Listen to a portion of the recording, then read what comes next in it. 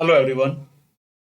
वंदे Mataram IAS online platform पर मैं भानु प्रताप आप सभी लोगों का स्वागत करता हूं भारतीय अर्थव्यवस्था के सीरीज में। चैप्टर थर्ड का आज लास्ट क्लास यानी चौथा क्लास है और आज के क्लास का विषय है भारत में निजीकरण और विनिवेश। किस तरह से भारत में निजीकरण की प्रक्रिया और बाद में विनिवेश यानी डिसइन्वेस्टमेंट की प्रक्रिया स्टार्ट हुई। रणनीतिक विनिवेश को किस तरह से अपनाया गया, विनिवेश और रणनीतिक विनिवेश में क्या अंतर है, ये खास करके ये वाला जो पॉइंट है ये बड़ा महत्वपूर्ण है। ढंग से इसको समझेंगे तो भारत में निजीकरण या विनिवेश की प्रक्रिया कैसे स्टार्ट होती है उसको सबसे पहले समझते हैं। तो पूरी दुनिया में कल के क्लास में हम लोगों ने बात किया था कि पूरी दुनिया में 1985-86 तक आते आते एक आम सहमति बनाने का प्रयास आईएमएफ और वर्ल्ड बैंक के द्वारा किया गया। वह आम सहमति यह थी कि सार्वजनिक क्षेत्र के जो उपक्रम हैं यानी कि पीएसयूज जो हैं उनकी दक्षता कम है, निम्न है या फिर ये अदक्ष हैं। इसके कारण से वाशिंगटन सहमति का उदय हुआ। वाशिंगटन सहमति पूंजीवादी व्यवस्था को या बाजारवादी अर्थव्यवस्था को आगे बढ़ाने को लेकर के एक सहमति यानी कंसेंसस था। वाशिंगटन कंसेंसस को कहते हैं और इसको 1989 में आईएमएफ, वर्ल्ड बैंक और अमेरिकी ट्रेजरी विभाग के द्वारा आगे बढ़ाया गया या फिर इस विचार को लाया गया। इस विचार का जो मूल पॉइंट था वो कुछ इस तरह से था कि विकासशील देशों की के साथ जो समस्याएं हैं उसका समाधान बाजारवादी अर्थव्यवस्था से ही हो सकता है और बाजार सभी समस्याओं का सॉल्यूशन कर सकता है। इस टॉपिक को अगर आप विस्तार से देखना चाहते हैं और इससे रिलेटेड और भी कुछ जो सहमतियां हैं उसको विस्तार से देखना चाहते हैं तो चैप्टर फर्स्ट के क्लास फिफ्थ को आप देखेंगे। इस प्रकार भारत समेत विश्व के अधिकांश देशों में सरकारी कंपनियों के निजीकरण और विनिवेश की प्रक्रिया स्टार्ट हुई। जैसा कि मैंने बताया कि ये 1989 का कॉन्सेप्ट था। इसी के बाद एलपीजी का भी कॉन्सेप्ट आता है और वो भारत में आता है 1999 में।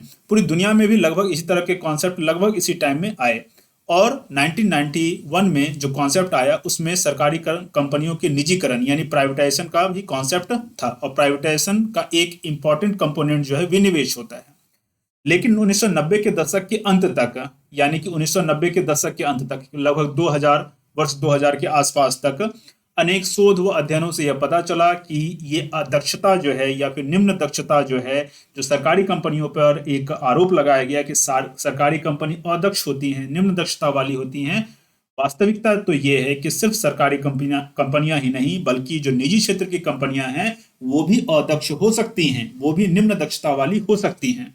ठीक है, लेकिन तब तक विश्व के बहुत सारे देशों ने प्राइवेटाइजेशन या फिर सरकारी कंपनियों का विनिवेश बड़े स्तर पे करना प्रारंभ कर दिया था। भारत ने भी करना स्टार्ट कर दिया था। वास्तविकता ये है कि वर्ष 2000 के आसपास तक मतलब 2000 के दशक के मध्य तक अमेरिकी सब प्राइम संकट का उदय होता है। वैसे अमेरिकी सब प्राइम संकट कब होता है? 2008 में होता है, लेकिन उसकी पृष्ठभूमि तो पहले ही बनने लगी थी। तो कहने का मतलब है बाजारवादी अर्थव्यवस्था का जो पोल है वो जल्दी ही खुल गया कि बाजारवादी अर्थव्यवस्था वास्तव में ये जो कहा जाता है कि बाजार जो है सभी समस्याओं का अंतिम सॉल्यूशन है, ये झूठ बात है, ये गलत बात है, इसमें फॉल्ट है। और अमेरिकी सब प्राइम संकट ने वो करके दिखा दिया। इसको भी अगर आप विस्तार से देखना चाहते हैं तो चैप्टर फर्स्ट के ही क्लास फिफ्थ को यानी जिस पिछले क्लास के बारे में जो मैंने बताया उसी क्लास को आप फिर से देखेंगे तो वहां आपको अमेरिकी सब प्राइम संकट के बारे में विस्तार से पता चल जाएगा। बेसिकली बात ये थी कि अमेरिका में 2000 में इस तरह 2008 में इस तरह का संकट आया था, लेकिन इसके पहले ही वहां सब प्राइम लोन्स बैंकों के द्वारा बांटा जाने लगा था। सब प्राइम लोन का मतलब होता है लो क्वालिटी का लोन, वो बांटा जाने लगा था। इसीलिए अमेरिका का एक बैंक लिब्राहन ब्रदर्स वो बैंकक्रप्ट होने की स्थिति में आया। पूरी दुनिया में उसका असर हुआ और पूरी दुनिया में लगभग मंदी के जैसा एक असर दिख गया। तो ये सिर्फ बैंक की बात नहीं है, एक खास तरह के लोन बांटने की बात नहीं है। वास्तविकता तो ये है कि बाजारवादी अर्थव्यवस्था का लिमिटेशन या उसकी खामियां यहां स्पष्ट रूप से उजागर हो गई। तो फिर पूरी दुनिया के अंतर्राष्ट्रीय संगठनों ने पूरी दुनिया के अंतर्राष्ट्रीय संगठनों खैर क्या कहेंगे, मुख्य रूप से अमेरिका केंद्रित जो अंतर्राष्ट्रीय संगठन है उनके बीच में एक फिर नई सहमति बनी और सहमति ये थी कि राज्य या फिर सरकार को अर्थव्यवस्था से पूरी तरह से निकालने की आवश्यकता नहीं है। इस तरह से पूरे विश्व में जो नव उदारवाद चल रहा था या फिर वाशिंगटन सहमति के आधार पर चीजें चल रही थी उसमें कुछ ठहराव आ गया। इस बीच भारत सरकार द्वारा भी सरकारी कंपनियों की निजीकरण पर रोक लगा दी गई। लगभग यही टाइम था भारत में भी निजीकरण पर रोक लगा दिया गया, लेकिन ये रोक जो है 2015-16 तक ही लगभग रहा। जो नई सरकार आई वो फिर से बड़े स्तर पर निजीकरण के काम में लगी हुई है। अब सरकारें क्यों लगी हुई है, सरकार ही जाने। क्या अंतर्राष्ट्रीय शक्तियों के दबाव के आगे सरकार ये सब काम करती है या फिर अपने मन से करती है, ये तो सरकार ही जाने। लेकिन 2003 से 2004 और 2015 से 2016 तक, मतलब 2003-4 से लेकर 2015-16 तक निजीकरण पर कुछ रोक लगा, लेकिन विनिवेश की प्रक्रिया वहां भी जारी रही। इसमें गवर्नमेंट का यह मानना था कि विनिवेश की प्रक्रिया जारी रह सकती है, डिसइन्वेस्टमेंट की प्रक्रिया जारी रह सकती है। विनिवेश क्या हुआ? निवेश का उल्टा हुआ। सरकार जैसे निवेश करके एक कंपनी बनाती है, इसका उल्टा जो होगा वो विनिवेश होगा, यानी कि सरकारी कंपनियों को निजी हाथों में जो बेचा जाएगा उसको विनिवेश कहेंगे। लेकिन इस दौर में भी जो विनिवेश किया जा रहा था उसमें एक खास बात यह थी कि मैक्सिमम जो शेयर होता था वो सरकार के पास ही होता था। तो पूरी तरह से निजीकरण यहां नहीं था, मैनेजमेंट गवर्नमेंट के ही हाथ में होता था। लेकिन 2015-16 के बाद से विनिवेश के संदर्भ में एक नई रणनीति अपनाई गई, उसको कहते हैं रणनीतिक विनिवेश, यानी स्ट्रेटेजिक डिसइन्वेस्टमेंट। ये क्या है? क्या ये विनिवेश से कुछ अलग चीज है? इसमें विनिवेश किस तरह से किया जाता है? तो देखिए, वास्तविकता तो यह है कि रणनीतिक विनिवेश जो 2016-17 में स्टार्ट किया गया, ये जो नई गवर्नमेंट आई थी, में सरकार द्वारा सरकारी कंपनियों के रणनीतिक विनिवेश का प्रस्ताव रखा गया। इस नीति का पहले तो कारण देख लेते हैं, फिर रणनीतिक विनिवेश का मतलब क्या होता है उसको भी हम समझ जाएंगे। तो देखिए, इस नीति का कारण क्या था? अनावश्यक क्षेत्रों से सरकार का बाहर निकलना, सरकार का बाहर निकलना यानी पूरी तरह से निजीकरण। निवेश के लिए धन की व्यवस्था करना। अब सरकार अगर कंपनियों को बेच रही है तो धन प्राप्त हो जाएगा, तो निवेश के लिए धन की व्यवस्था करना। तो कहां निवेश करेगी? तो सरकार मुख्य रूप से जो सामाजिक क्षेत्र हैं वहां निवेश के लिए धन की व्यवस्था करना चाह रही थी, शिक्षा, चिकित्सा आदि क्षेत्रों के लिए। उस क्षेत्र में सरकारी निवेश को उचित स्तर तक बढ़ावा देना, जिससे निजी निवेश की संभावना नहीं है या बहुत कम है। मतलब उस क्षेत्र में सरकारी निवेश को उचित स्तर, तो ये मैंने कहा ना कि निवेश कहां, तो उस क्षेत्र में निवेश करना, सरकारी निवेश करना जहां निजी निवेश नहीं हो सकता है, यानी मुख्य रूप से सामाजिक क्षेत्र का, शिक्षा चिकित्सा वाले। ठीक है।